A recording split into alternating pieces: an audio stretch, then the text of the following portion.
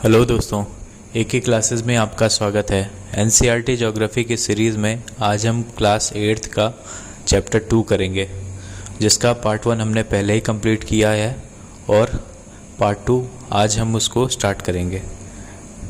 और एनसीईआरटी की सीरीज़ में हम लोग एनसीईआरटी को इस तरह से पढ़ रहे हैं कि हमें नोट्स ना बनाना अब पड़े थोड़ा हम ये और इन्हीं देखते हैं वीडियो कि से क्या आप हमारा जानते रिवीजन भी हैं हो कि सके। तो आइए आजकल स्टार्ट करते जो हैं चैप्टर 2 मानव का जो पार्ट 2। उपभोग है, ठीक है, मानव का जो यूज़ है, वाटर की जो खपत है, जो 1975 में थी 3850 घन किलोमीटर पर ईयर, ठीक है, क्यूबिक जो किलोमीटर है पर ईयर ऐसे करके इन्होंने बताया है, इतना थी। और 2000 में ये बढ़कर 6000 क्यूबिक किलोमीटर पर ईयर के हिसाब से इससे भी ज़्यादा हो गई है, ठीक है। अभी मतलब 7000 के आसपास होगी अगर देखें तो, वर्तमान में 7000 क्यूबिक किलोमीटर पर मीटर, ठीक है।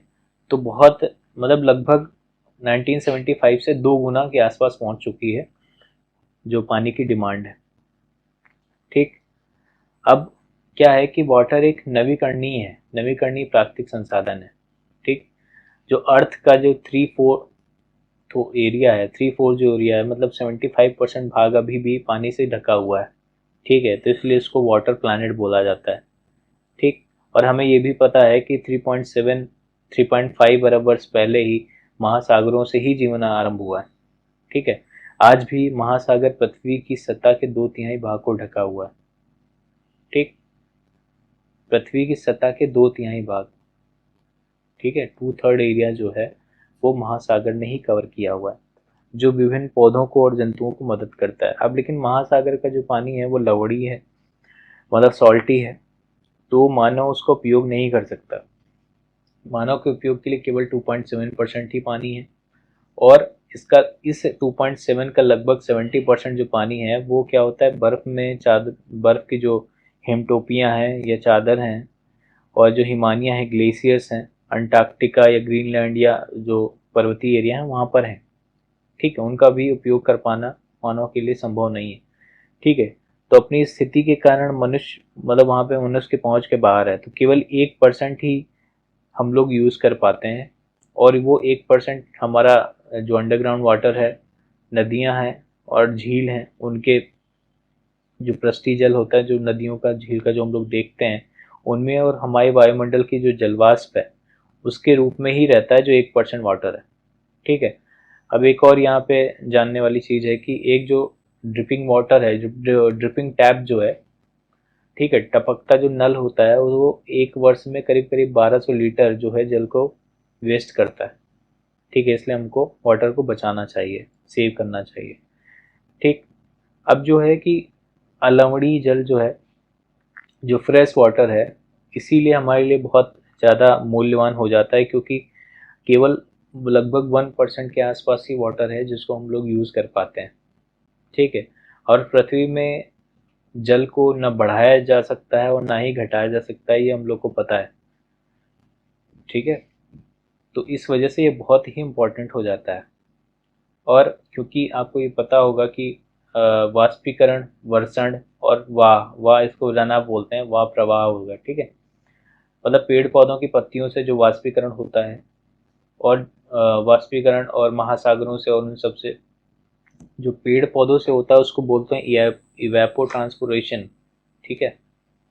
और जो इवेपोरेशन होता है वो अलग है, इवेपोरेशन हमारे झील से, नदियों से, महासागरों से होता है, ठीक है। उसके बाद फिर यही जब बादल बन के बारिश होती है, फिर वो बहाव से, नदियों से जाकर महासागरों में जाता है।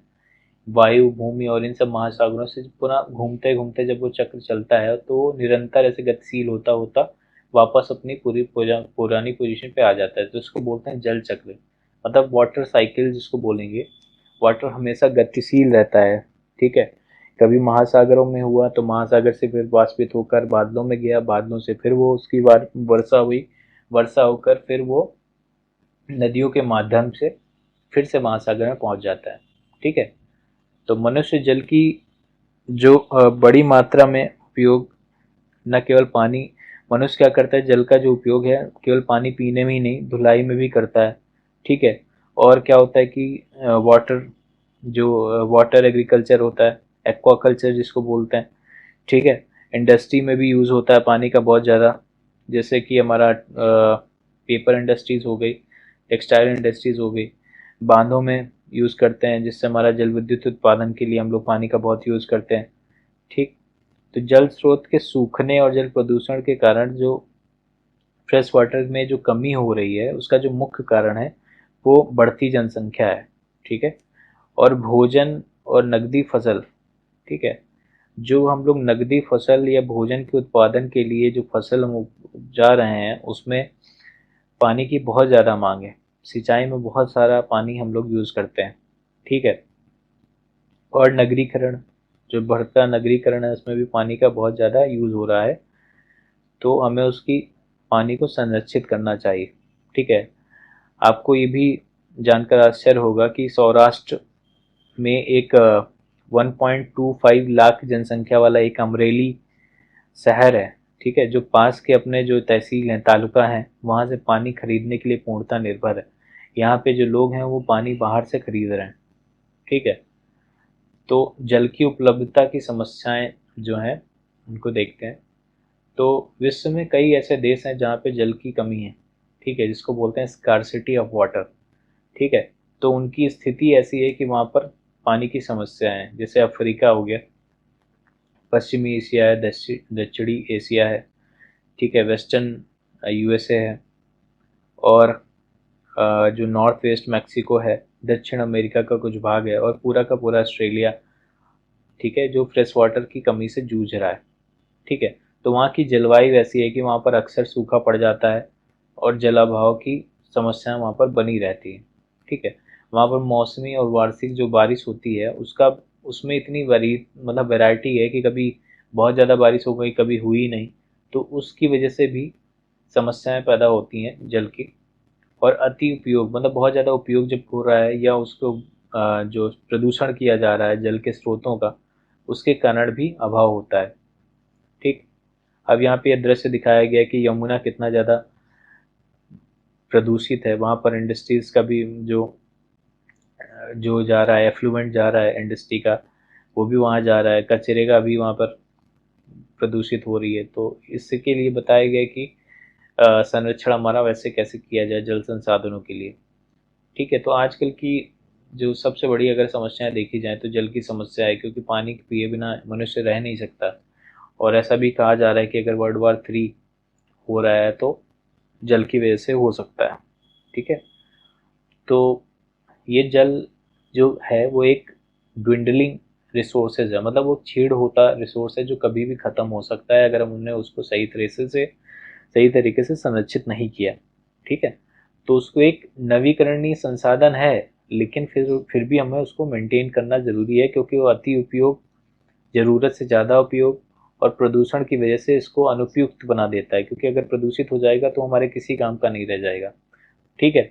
और अगर इसको जो अशोधित जो होता है, मतलब अगर मतलब प्यूरिफाइड नहीं किया गया है पानी को, और उसको ट्रीट नहीं किया गया है, तो जो वाहित मल है और कृषि रासायनिक जो विसर्जन है, जल निकायों का, जो औद्योगिक इंडस्ट्रीज का जो जो फ्लुएंट है, ये सब जाकर पानी को, जल निकायों को बहुत ज़्यादा प्रदूषित कर देता है, संदूषित कर देता है। ये मुख्य कारण है उसके, ठीक है। कि अगर मान लो खेतों में हम लोग जो रसायन डालते हैं तो वो भी जाकर पानी में ही जाकर मिलते हैं, या तो हमारा अभी हम देख रहे हैं कि अंडरग्राउंड वाटर्स में भी हमें प्रदूषक मिल रहे हैं, ठीक है। तो इसमें जैसे नाइट्रेट की धातु मिल रही है, या जो क्या कहते हैं हम लोग पेन किलर्स खाते हैं, वो भी उसमें मिल रही है। तो ये सब भी क्या कर रहे हैं कि हमारे पानी को प्रदूषित कर रहे हैं। तो अब नाइट्रेट से क्या हो रहा है कि जैसे ह्यूमन को बीमारी हो जाती है, ब्लू बेबी सिंड्रोम हो जाता है, और अगर पारा वगैरह मिला तो हमें उसको मिनीमाटा रोग वगैरह हो जाता है, ठीक है। तो इस तरह से चीज़ें होती हैं जो हमें इफ़ेक्ट करती हैं, हमारे अंदर बीमारियां भी पैदा करती हैं। तो इन प्रदूषकों को जल में छोड़ने से पहले उनको ट्रीट किया जाए। जैसे वहित मल वगैरह के लिए हमारे पास सीवेज ट्रीटमेंट प्लांट है, जिसको हमें सही तरीके से ट्रीट करना चाहिए। और लगभग सारे जो नदियों में जो इफ्लुएंट डाला जाता है उसको पहले से किया जाए, और उस ट्रीट करने के बाद ही उसको नदियों में प्रवाहित किया जाए। ठीक। और वन और अन्य वनस्पति आवरण जो है, धरातली जो आवरण है, सरफेस जो रन ऑफ है, उसको अगर मंद कर देता है, जैसे मान लो कि पेड़ पौधे या अन्य वनस्पति को का जो आवरण है, ठीक है, वो भूमिगत जल को पुनः पूरित करने के लिए मदद करता है। तो अगर हम वनों को या अन्य वनस्पतियों को काटेंगे तो फिर भूमिगत जल को जो पूरा करने के लिए जो जल रहेगा, जल जो जाता है नीचे जड़ों से, वो नहीं जा पाएगा। ठीक है। तो और वाटर हार्वेस्टिंग से हम लोग क्या कर सकते हैं कि जल के रिसाव को कम कर सकते हैं। और रेन हार्वेस्टिंग जो होती है, रेन वाटर हार्वेस्टिंग होती है, तो वर्षा के जल को हम संग्रहण करके उसको यूज़ कर सकते हैं। जैसे कहा गया है कि औसतन 2 घंटे की जो वर्षा होती है वो 8,000 लीटर के हिसाब से जल को बचाती है। ठीक है।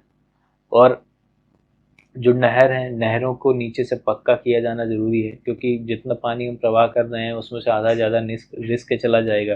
तो खेतों को सिंचित करने के लिए, सींचने के लिए हमारे पास नहरों में पानी नहीं रहेगा, तो उसको रिसाव को कम करना है।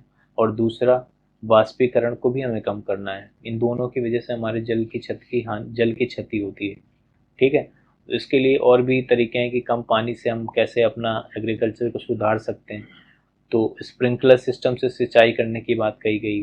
ठीक है। जिसमें क्या होता है कि जैसे मान लो ये खेत है, तो यहाँ पर स्प्रिंकलर लगाए गए, तो ये यहाँ पर अपने चारों ओर के रेडियस पे स्प्रिंकलर के द्वारा पानी का सिंचाई ऐसे फव्वारे के हिसाब से करते हैं, ये ऐसे कर रहे हैं।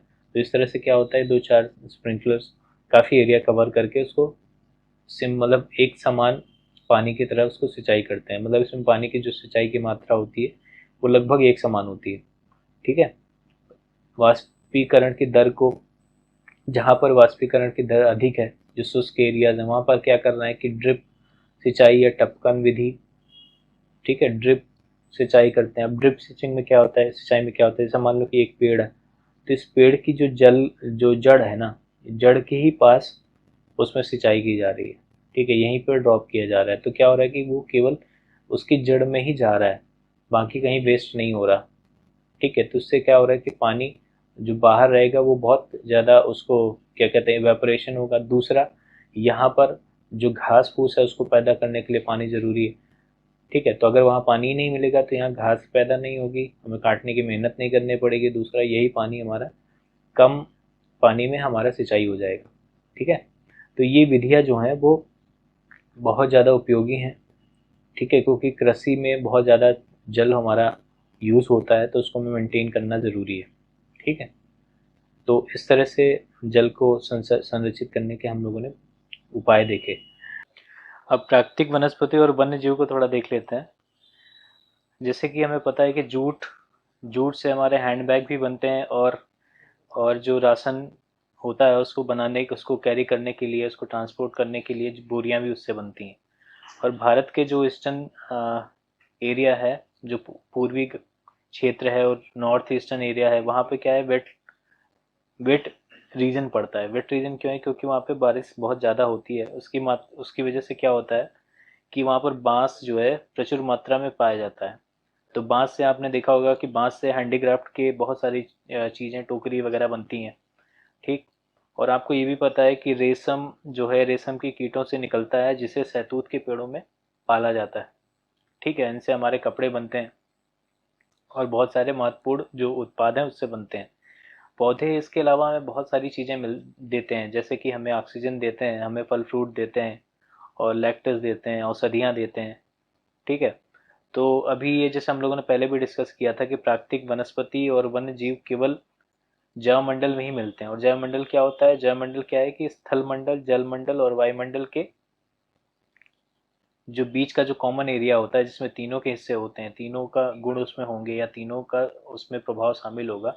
जैसे ये हमारा लिथोस्फीयर है, और ये हमारा हाइड्रोस्फीयर है, और ये हमारा एटमॉस्फेयर है। ये तीनों जहाँ पे मिलेंगे वो जैवमंडल का निर्माण करेगा, क्योंकि जीवों के अ, जीवों के जीवन यापन करने के लिए अनुकूल परिस्थितियां यहाँ पर पाई जाती हैं। ठीक। तो जैवमंडल में सभी जीव जातियां, जो भी जीवित जातियां हैं, वो एक दूसरे पर परस्पर निर्भर होती हैं। जैसे अगर देखा जाए तो पेड़ पौधे जो क्या करते हैं, पेड़ पौधे CO2 लेते हैं और O2 हमें देते हैं, और इन्हीं ऑक्सीजन को हमारे जो जीव जंतु हैं और मनुष्य स्वयं उसको यूज़ करता है, उपयोग में लाता है। ठीक है, तो इस तरह से जब जो जीव जंतु हैं और उनके आसपास का जो पर्यावरण है उससे जो उन लोगों का परस्पर संबंध होता है और एक दूसरे पर वो जो निर्भर होके एक तंत्र का निर्माण करते हैं, तो उसको कहते हैं पारितंत्र, जिसको बोलते हैं इकोसिस्टम। ठीक है, तो वनस्पति और वन्य जीव बहुमूल्य संसाधन है।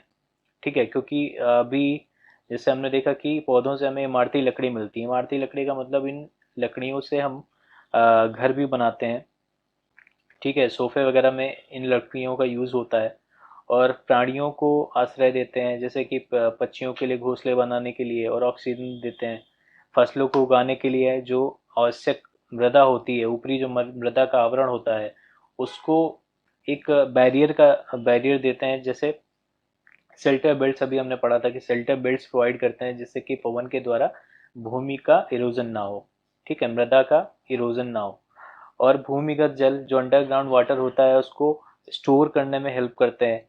दूसरा, हमें फल फ्रूट्स देते हैं, लेटेक्स देते हैं, तारपीन का तेल वगैरह मिलता है, गोंद मिलती है जिसको हम औषधि में यूज़ करते हैं। और कई औषधि पौधे भी हमें मिलते हैं, जैसे कि यहाँ पे एग्जांपल दिया गया है कि ब्रह्म कमल एक औषधि बूटी है। ठीक है, और कागज बनाने के लिए जो हमें लुगदी मिलती है वो भी हमें पेड़ों से मिलती है। तो इस तरह से पेड़ पौधे जो हैं बहुत सारे असंख्य उपयोग उपयोग की वस्तुएं उनसे हमें मिलती हैं और हमारे लिए बहुत ज़्यादा उपयोगी हैं। और एक चीज़ हमें ये देखने वाली बात है कि भारतीय जो उपमहाद्वीप है वहाँ पर क्या होता था कि पहले पशुओं के जो उपचार के लिए पेन किलर्स दिए जाते थे, जो पीड़ानाशक दवा दी जाती थी, उसमें मेन दवा थी डिक्लोफेनाक, एस्पिरिन और आइब्रोफेन। ठीक है, तो इन दवाओं से क्या होता था कि जब जो पशु जब मरते थे तो क्या होता था कि उनको जब गिद्ध खाएंगे तो गिद्ध की किडनी जो होती थी वो किडनी खराब हो जाती थी। तो उसकी वजह से गिद्धों की संख्या में बहुत कमी आई, वो मर रहे थे। तो अभी इन दवाओं को प्रतिबंधित कर दिया है कि इनको अभी पशुओं के उपयोग के लिए नहीं प्रयोग किया जा सकता है। और गिद्धों के संरक्षण के लिए प्रजनन केंद्र भी बनाए जा रहे हैं। ठीक है, और वन जीवन के लिए के जो अंतर्गत है क्या करते हैं, क्या क्या चीजें आती हैं, जैसे जंतु आते हैं, पक्षी आते हैं, कीट आते हैं, जलीय जीव जंतु आते हैं। अब इनसे हमें दूध मिलता है, मांस मिलता है, खाल मिलती है, ऊन मिलती है। ये सारी चीजें हमें वन्य जीव देते हैं। और जैसे कीट है, जैसे मधुमक्खी होगी, हमें शहद देती है। फूलों के परागण परागण पॉलिनेशन जो होता है उसमें हमें मदद करती है। इकोसिस्टम में अपघटक का काम करती है। ठीक है, एक तरह से ये सफाई का काम करते हैं हमारे इकोसिस्टम में। ठीक है, तो अपघटक जैसे चिड़िया अपने भोजन के लिए कीटों पर निर्भर करती है, कीटों को खाती है चिड़िया, और अपघटकों के रूप में काम करती है। गिद्ध मृत जीव जंतुओं को खाने का कारण एक अपमार्जक है। पर्यावरण का एक महत्वपूर्ण शोधक इनको माना जाता है क्योंकि ये मरे हुए जीव जंतु को खाकर पर्यावरण को शुद्धता प्रदान करते हैं। ठीक है, इसीलिए प्राणी चाहे बड़े हों या छोटे, हर एक छोटे से छोटा प्राणी और बड़े से बड़ा प्राणी पर्यावरण के संतुलन में महत्वपूर्ण भूमिका निभाता है। इसीलिए उनकी उनकी उपस्थिति अनिवार्य है। ठीक है, और प्राकृतिक वनस्पति का वितरण कैसे होता है उसको जरा समझते हैं। तो वनस्पति की जो वृद्धि होती है वो मुख्य रूप से तापमान और आर्द्रता पर निर्भर करती है। वहाँ का जो टेम्परेचर है, वहाँ पर जो सूर्य तप है वो कितना प्राप्त हो रहा है, और दूसरा वहाँ पर वर्षा कितनी होती है, वर्षा की वजह से आर्द्रता, ये ह्यूमिडिटी कितनी होती है। जितनी ज़्यादा ह्यूमिडिटी अगर वहाँ होगी उतना ज़्यादा घनी पर वनस्पतियाँ वहाँ पर होंगी। ठीक है, और जैसे विश्व में 4 तरह की मुख्य वर्ग बनाए गए हैं कि वनस्पतियों के, जिसमें एक है फॉरेस्ट हो गए, दूसरा ग्रासलैंड्स हो गई, तीसरा हो गए गुल्म जिनको बोलते हैं स्क्रब्स, जो छोटी मोटी झाड़ियाँ होती हैं। ठीक है, और जो टुंड्रा टुंड्रा वनस्पति में क्या मेनली मॉस और लाइकेन, जो बिल्कुल बहुत ही स्मॉल वनस्पति में काउंट होते हैं, बहुत छोटे लेवल पे। ठीक है, तो जहाँ पर भारी वर्षा होगी वहाँ पर विशाल वृक्ष पाए जाएंगे, जैसे सदाबहार जो वन होते हैं वहाँ पर। ठीक है, और वन जो है प्रचुर जल आपूर्ति वाले क्षेत्र में ही मिलते हैं। ठीक है, जहाँ पर जल की उपलब्धता ज़्यादा होगी वहीं पर ही वन होंगे। जैसे जैसे बारिश या वर्षा कम होती जाती है, अब जल की आपूर्ति कम होती जाती है, वैसे ही आर्द्रता कम होती जाती है और वृक्षों के आकार और उनकी सघनता में कमी होती जाती है। ठीक है, क्योंकि वृक्षों को वाष्पोत्सर्जन के लिए जहाँ से सूर्य तप मिलेगा, तो वो एक कैपिलरी एक्शन क्रिएट करते हैं और जमीन से जड़ों के द्वारा पानी उनकी पत्तियों तक जाता है। ठीक है, तो सामान्य वर्षा वाले जो क्षेत्र में है उसमें क्या होगा कि छोटे आकार के वृक्ष होंगे और घास होंगी। ठीक है, और उनके बीच का जो सघनता है वो कम होगी। ठीक है, और विश्व के जो बड़े बड़े घास स्थल हैं वो यहीं पे हुए हैं जहाँ पर वर्षा सामान्य रहती है। और अगर कम वर्षा वाले होंगे, जैसे शुष्क क्षेत्र होते हैं जहाँ पर आर्द्रता बहुत ही कम होती है, तो वहाँ पर जो वहाँ के पेड़ पौधे होते हैं वो इतने होशियार होते हैं कि वो अपनी जो पेड़ पौधे जो वहाँ पर होंगे वो अपने पत्तियों को कांटों में बदल देते हैं और झाड़ियों के रूप में उगते हैं जिनमें कांटे बहुत होते हैं। तो उससे क्या करते हैं, कांटों के द्वारा वो अपनी जो वाष्प होता है, वाष्पोत्सर्जन जो होता है, इवेपोट्रांसपिरेशन जो होता है, उसको रोक देते हैं। उससे क्या होता है कि वो अपनी जो बची कुची आर्द्रता है जो अपनी गहरी जड़ों से वो निकालते हैं, जो ग्राउंड वाटर से वो अवशोषित करते हैं जल को, तो उसको बचा के रखने की वो कोशिश करते हैं जिससे वो अपना काम चला सकें। ठीक है, तो वहाँ की क्या होता है, पत्तियां कांटेदार हो जाती हैं और मोमी सतह वाली होती हैं। ठीक है, जिससे कि वहाँ का इवेपोरेशन कम हो। तो शीत और जो है जो कोल्ड एरियाज होते हैं, शीत ध्रुवीय प्रदेश होते हैं, वहाँ पर टुंड्रा वनस्पति होती है। टुंड्रा वनस्पति में मेनली दो चीजें हैं, जैसे मॉस होता है और एक लाइकेन। ठीक है, तो लाइकेन भी बेसिकली एक इंडिकेटर का काम करता है। मैं और थोड़ा सा अलग से बता दूं कि लाइकेन जहाँ पर भी होगा वहाँ पर सल्फर डाइऑक्साइड की प्रेजेंस या सल्फर सल्फर ऑक्साइड्स के जो विभिन्न तरह की ऑक्साइड्स होती हैं उनके प्रेजेंस को ये डिनोट करता है। ठीक, तो पिछली 2 शताब्दी में हमने जितने जितने लोग थे अभी उससे कहीं ज्यादा है। मतलब ये है कि पिछली 2 शताब्दी में जो भी जनसंख्या थी, आज की जनसंख्या की तुलना में पहले बहुत कम थे और आज बहुत ज्यादा है। तो उन ज्यादा जनसंख्या जो लोग हैं उनके खाने के लिए, उनके खाद्य संसाधन के लिए हमें फसलें उगानी पड़ेंगी। और फसलें उगाने के लिए क्या होगा कि हमें कृषि एरिया चाहिए। तो कृषि एरिया के लिए हम लोग क्या करेंगे कि जो वन क्षेत्र है उनको काट कर हम उसको कृषि क्षेत्र में बदल रहे हैं। और और इसकी वजह से क्या हो रहा है कि वन का जो आवरण है, वन का जो बहुत बड़ा जो फैलाव था वो अभी धीरे धीरे कट रहा है। अभी आप लोगों ने न्यूज में सुना होगा कि ब्राजील भी अपने अमेजन फॉरेस्ट को काट रहा है। ठीक है, तो ये हमारे बहुमूल्य संसाधन है जिनके संरक्षण की हमें तुरंत आवश्यकता है। तो प्राकृतिक वनस्पति और वन्य जीव का संरक्षण, ठीक है, ये कैसे संरक्षण करेंगे, इसमें थोड़ा बहुत हमें उपायों के बारे में बताया गया है कि कैसे करते हैं।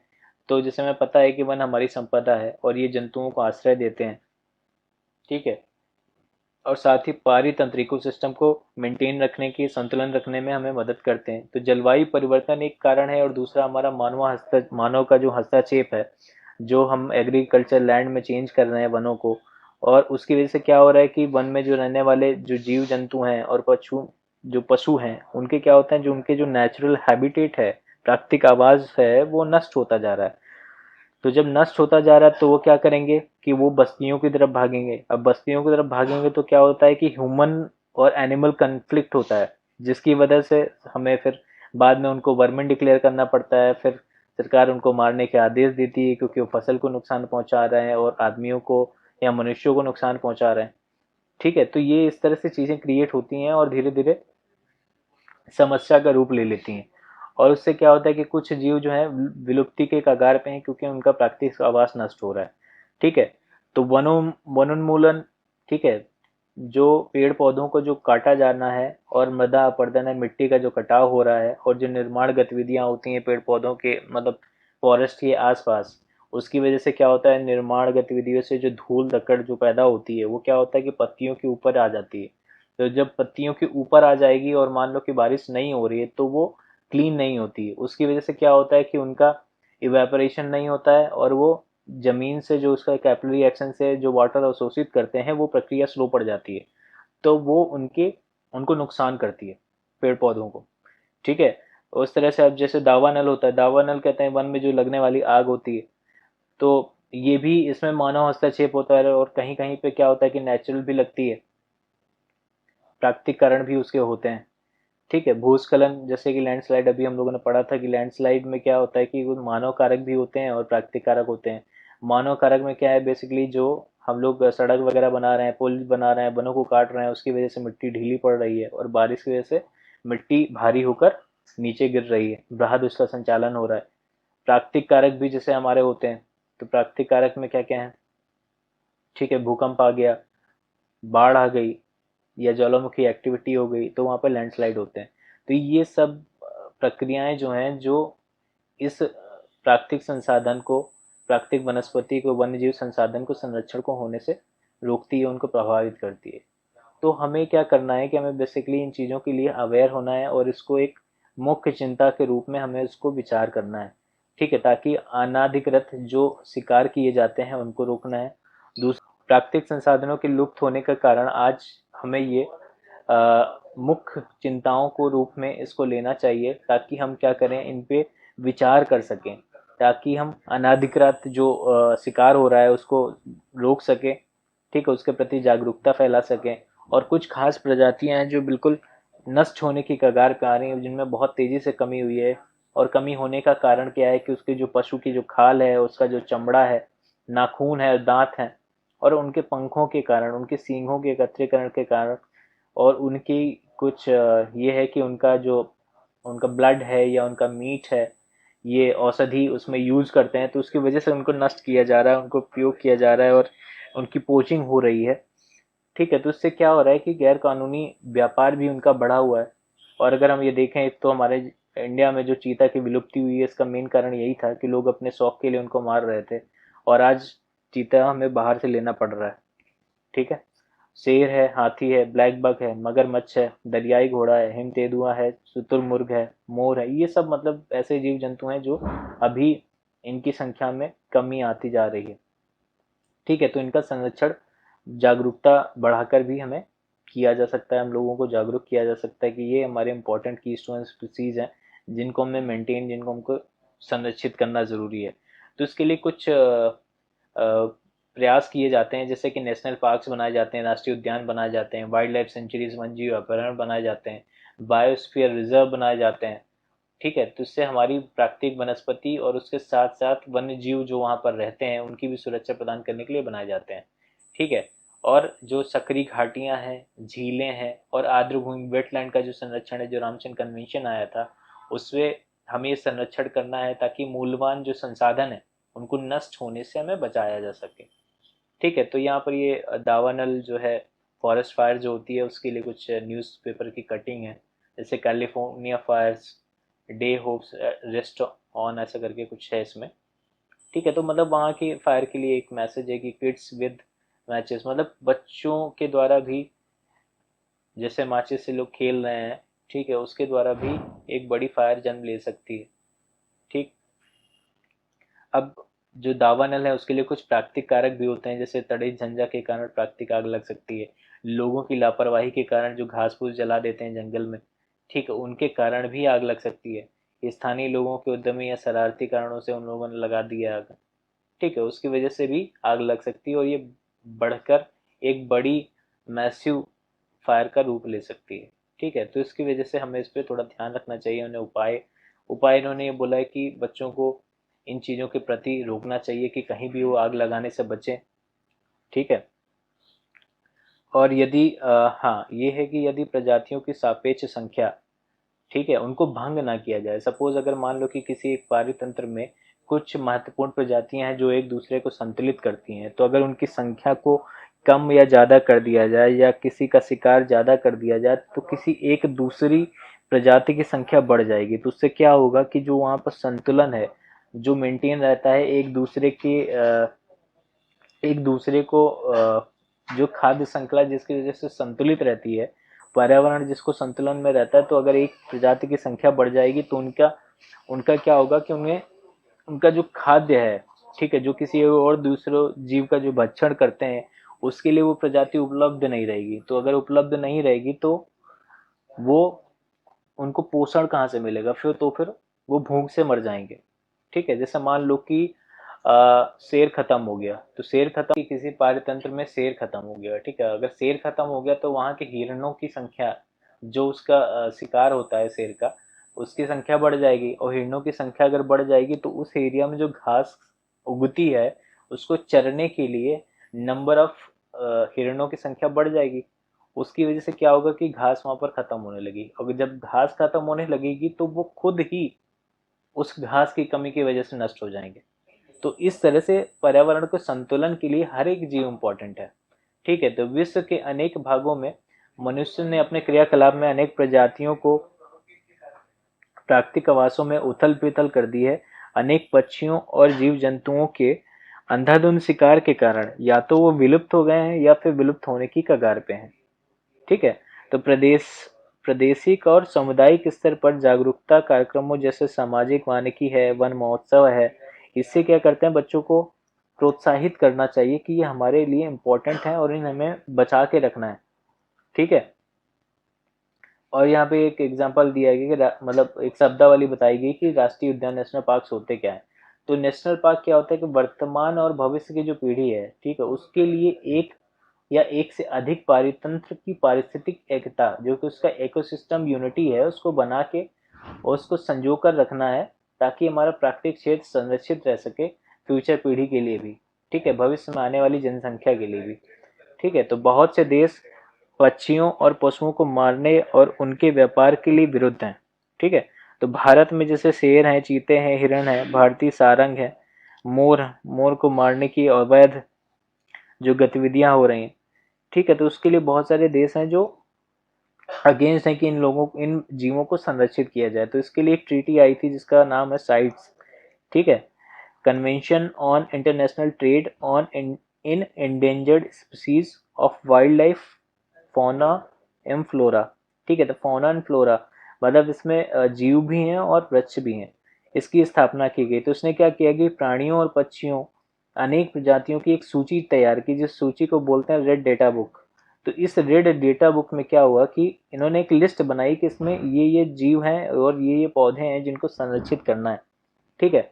और अगर ये देखें कि पौधे और प्राणियों को संरक्षित करना हर एक नागरिक की फंडामेंटल ड्यूटी, मतलब ड्यूटी में है। डीपीएसपी में भी आता है कि हमें अपना पर्यावरण को संरक्षित करना चाहिए, उसको बचाने के लिए प्रयास करना चाहिए। ठीक है। तो ये हमारा नैतिक कर्तव्य भी बनता है। ठीक है।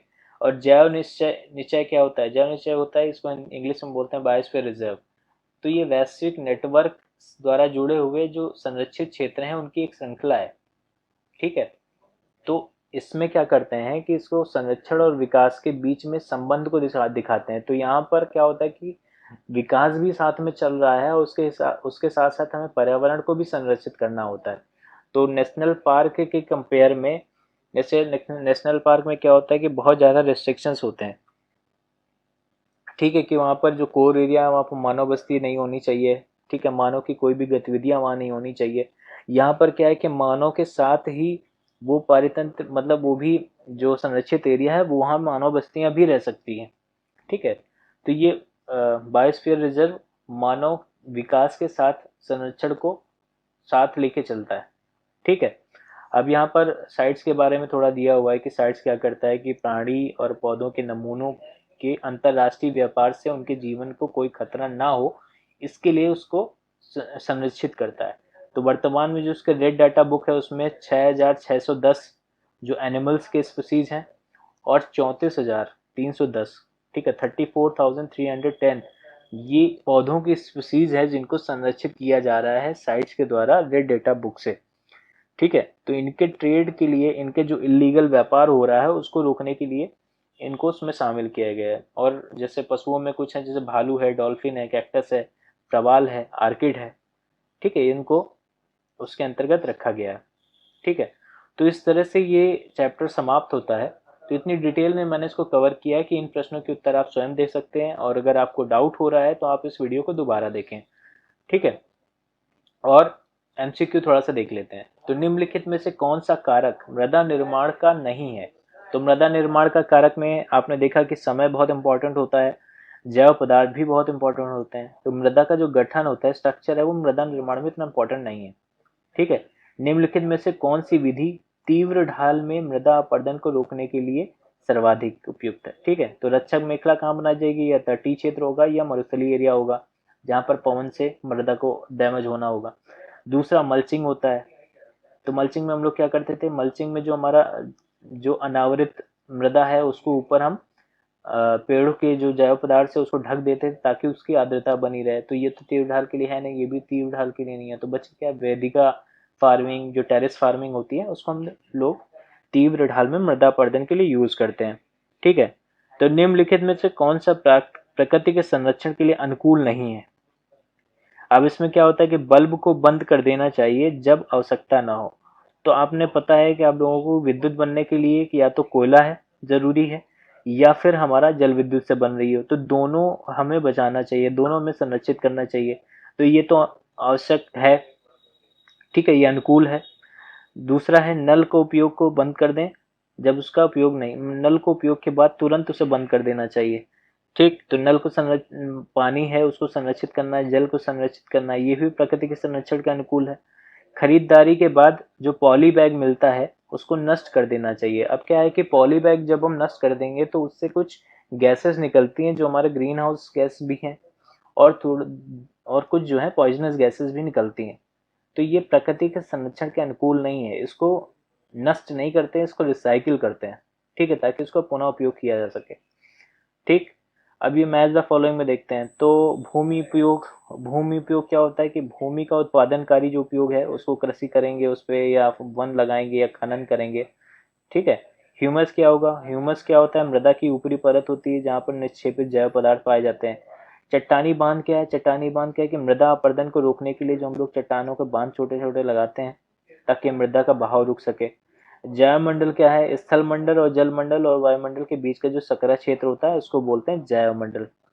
ठीक, तो इस तरह से ये चैप्टर समाप्त होता है। और अगर आपको ये वीडियो पसंद आया तो प्लीज़ लाइक करें, शेयर करें, सब्सक्राइब करें। और आपको अगर कुछ किसी नए विषय पर कोई वीडियो चाहिए होगा तो उसको मेंशन करें कमेंट में। धन्यवाद।